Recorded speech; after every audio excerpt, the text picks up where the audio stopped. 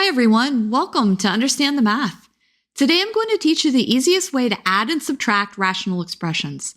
I'll show you 4 steps that you can always follow, and then walk through 2 example problems. In the first example, we'll add 2 rational expressions, and in the second example, we'll subtract 2 rational expressions. Be sure to check out the link below for free guided notes that you can use while you watch this video. There's space in the notes for you to highlight the steps that we'll go over and fill out the answers to the examples that we're going to do. Check out the box on the right that shows the color codes that I've used to organize these notes. Before we go over the steps, let's quickly review what a rational expression is. It's a fraction with polynomials in both the numerator and the denominator.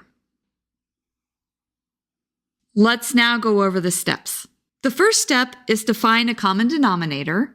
The second is to rewrite each expression with this new common denominator. The third step is to combine the numerators and simplify them. And then the last step is to write the final answer and state the restricted values. The restricted values will be any values that make the denominator equal to 0. Let's now walk through our 2 examples. In our first example, we're going to be adding 2 rational expressions. We'll begin by finding a common denominator. To get our common denominator, we want to choose all the unique factors that occur in the denominator of each term. We have an x plus 1 in our first denominator and an x plus 3 in our second, so our common denominator is going to equal x plus 1 times x plus 3. Let's now rewrite each expression with this common denominator. We have 2 over x plus 1 plus x divided by x plus 3 is going to be 2 over x plus 1, and we need to multiply this one by an x plus 3 and an x plus 3. We're multiplying by the term that's missing in the denominator. And then for our next term, we have x over x plus 3. It's missing an x plus 1, so we multiply by x plus 1 divided by x plus 1. We're really multiplying by 1, and that way we're not changing the expression. We'll now combine these numerators and simplify. Our denominator is equal to x plus 1 times x plus 3, and our numerators are 2 times x plus 3 plus x times x plus 1. This gives us 2x plus 6 plus x squared plus x on top, and our x plus 1 and x plus 3 in the denominator. When we simplify this, it's common to write the highest terms first and then go down to the constants. So this is going to be x squared, and then we have a 2x plus x, so that gives us a 3x plus 6, and all of that gets divided by our x plus 1 times our x plus 3. Our final answer is then equal to x squared plus 3x plus 6, all divided by x plus 1 times x plus 3, and then we'll add on our restriction. Our restriction comes where the terms in the denominator are equal to 0. This is going to be where x plus 1 is equal to 0, so that's x is equal to minus 1, and then where x plus 3 is equal to 0, and this is x is equal to minus 3. The numbers -1 and -3 are going to cause the denominator to be 0, so we have to not include those. So our restriction is x is not equal to -3 or -1. Let's highlight our final answer.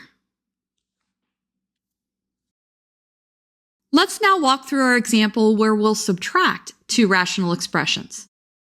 I've listed the steps here so that we'll know exactly what to do. When you do enough of these problems, you'll be able to internalize these steps. We'll start by finding a common denominator. This is going to be more difficult than the last problem because our denominators are more complex.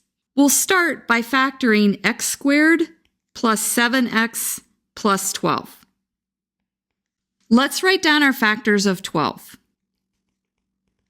These are going to be plus or minus 1, plus or minus 2, plus or minus 3, plus or minus 4, plus or minus 6, we're almost there, and then plus or minus 12. If you're comfortable with factoring, you don't need to write this down. We need to find two numbers that add up to 7 and multiply to get 12.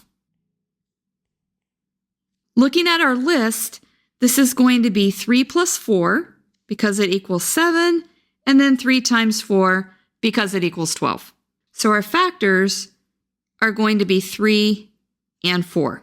So we can write x squared plus 7x plus 12 as x plus 3 times x plus 4.